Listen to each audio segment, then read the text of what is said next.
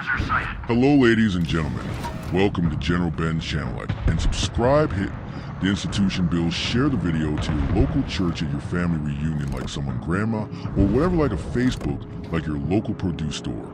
Because I want to tell them good morning, or whatever time they're at, because Big Daddy's here.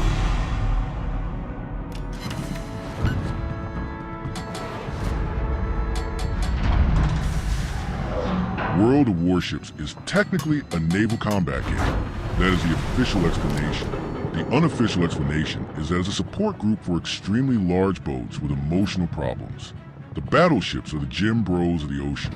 Massive, loud, covered in armor thicker than a medieval castle wall.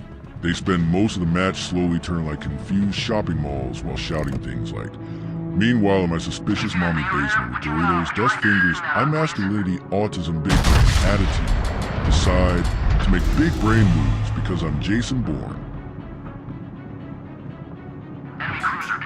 Look at my big guns. Anyway, Jose, space. Look at my bigger guns. Love long time." A cruiser tries to explain tactics. The battleship hears only the words big and guns and nods proudly. Destroyers are different creatures entirely.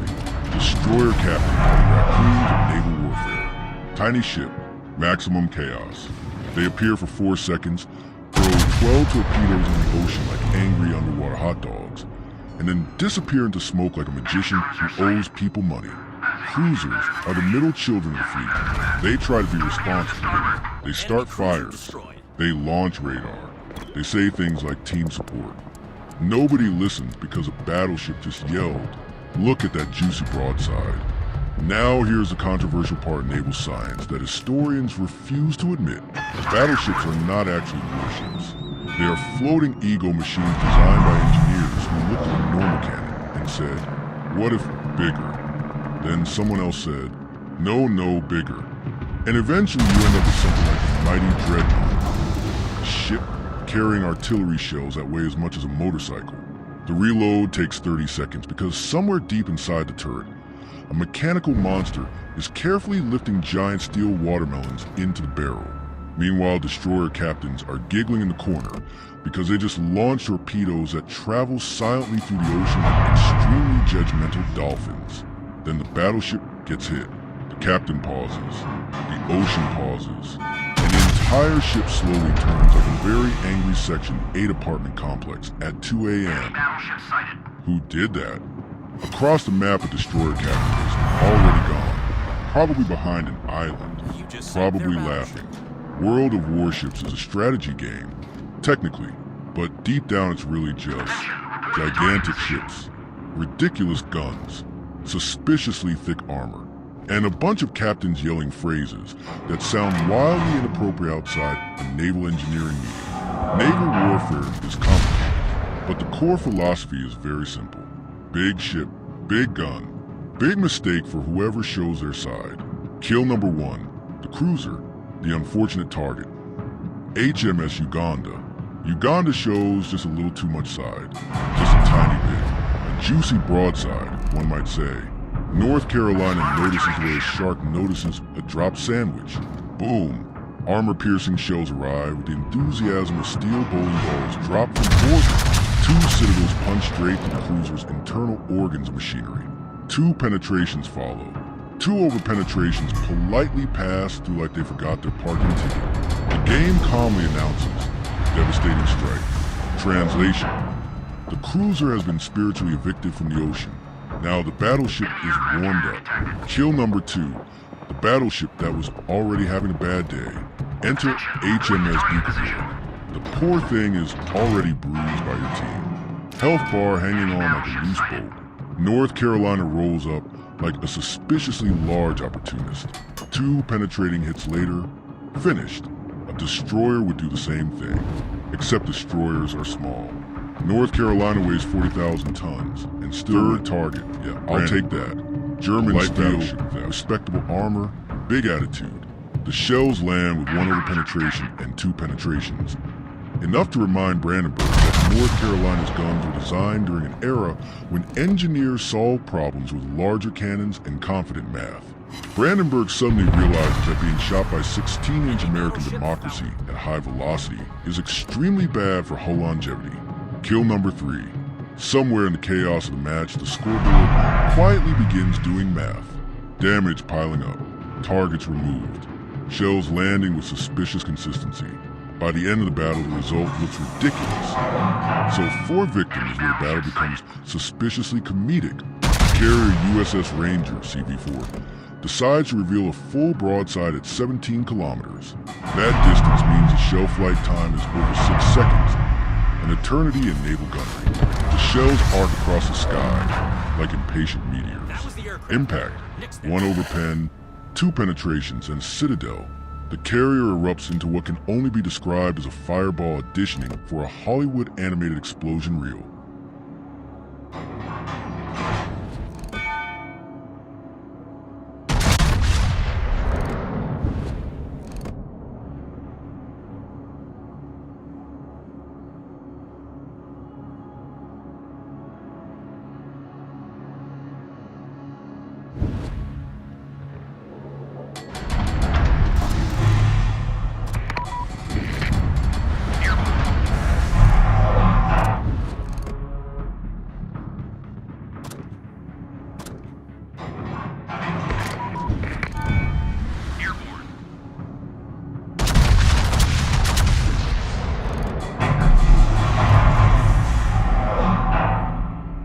Just pull this off.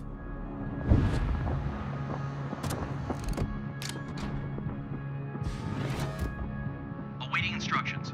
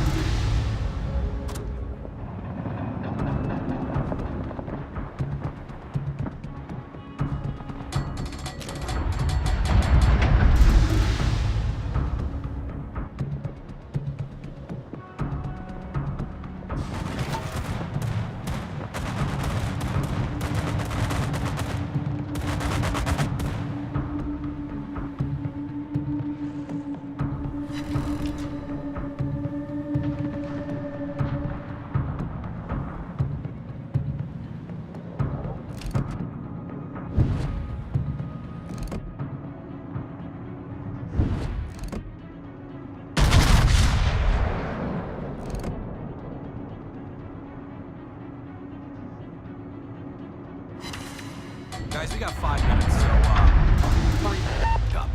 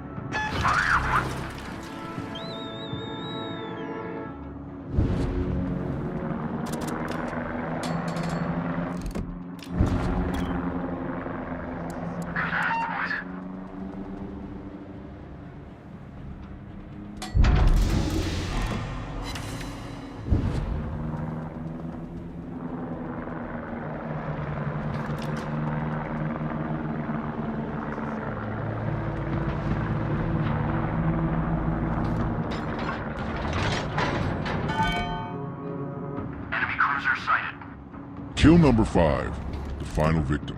Last ship, HMS Uganda. Distance, 10.9 kilometers. Edinburgh panics and launches 3 torpedoes. A respectable last stand. Unfortunately, the battleship driver has what can only be described as caffeinated naval instincts. The The ship begins turning with jittery enthusiasm that feels less like maneuvering and more like someone spilled espresso on helm controls. Torpedoes miss. The guns speak. 3 over-penetrations blast through the cruiser like industrial hole punches. 1 penetration finishes the job. The game announces the sacred words. Kraken Unleashed. 5 kills. At this point, USS North Carolina has essentially become a floating referee blowing the whistle on bad positioning. And the match ends with the scoreboard quietly awarding expert-level performance, while the battleship sails away, pretending it didn't just delete half the enemy fleet with shells the size of mailbox containers. Naval history is many, but World of Warships teaches one especially important rule. If you see a North Carolina staring at your broadside, maybe don't. Imagine a deep narrator voice. Slow, calm, the kind of voice that sounds like it drinks motor oil for breakfast. The match begins like any other round of World of Warships. Ships sailing around, destroyers being suspicious, cruisers hiding behind islands like they owe somebody money. Then USS North Carolina, BB-55, shows up. This is not a ship. This is a steel apartment complex with anger issues and 9 16-inch cannons. First victim appears, HMS Uganda. Uganda shows a broadside, just a little, a tiny bit aside, the naval equivalent of leaving your front door open in a bad neighborhood. North Carolina notices. Boom, 2 citadels, 2 penetrations, 2 over-penetrations. The shells go through the cruiser like the ship was made of expired soup cans. Game says devastating strike. Translation: Uganda has been politely removed from the ocean. Next up, HMS Duke of York. Already wounded, barely alive. Your team did most of the work. North Carolina rolls up like a 45,000-ton opportunist and says, "Don't mind if I do." 2 penetrations. Kill secured. Somewhere destroyer captain whispers, "Hey, that's my job." 3rd victim, Brandenburg. German engineering. Thick armor. Angle plating. Very serious battleship energy. North Carolina fires anyway. 1 over pen. 2 penetrations. Brandenburg sinks while probably filing a complaint with the engineering department. 3 kills. The battleship is now fully awake. Then comes a floating airport, USS Ranger, CV-4. Carriers have the armor protection of a cereal box and the survival instincts of a confused parking lot. Ranger turns broadside. Distance, 17 kilometers. Shell flight time, 6 seconds. 6 seconds is just long enough for the carrier captain to realize a very large American battleship is about to have an opinion. Boom. Over pen. 2 pens. 1 citadel. The deck explodes into what can only be described as a flying fireworks factory. For kills. Now the last victim appears. HMS Edinburgh. Edinburgh panics and launches torpedoes. 3 of them. Respectable attempt. But the North Carolina driver suddenly activates what scientists call caffeinated navaltism maneuvering. The battleship starts turning like someone spilled espresso on the steering wheel. Torpedoes miss. The guns answer. 3 over pens. 1 penetration. Edinburgh disappears. The game announces a sacred phrase. Kraken Unleashed. 5 kills. At this point, the USS North Carolina is no longer participating in battle. It is grading the enemy team's mistakes. The match ends. Scoreboard flashes expert-level performance. And North Carolina sails away like nothing happened, even though it just deleted half the enemy fleet with shells the size of industrial water heaters. Naval warfare teaches many lessons, but World of Warships teaches one rule above all others. If you see a North Carolina staring at your broadside, maybe reconsider your life choices. So I need you to subscribe and hit that juicy notification bell. Goodbye.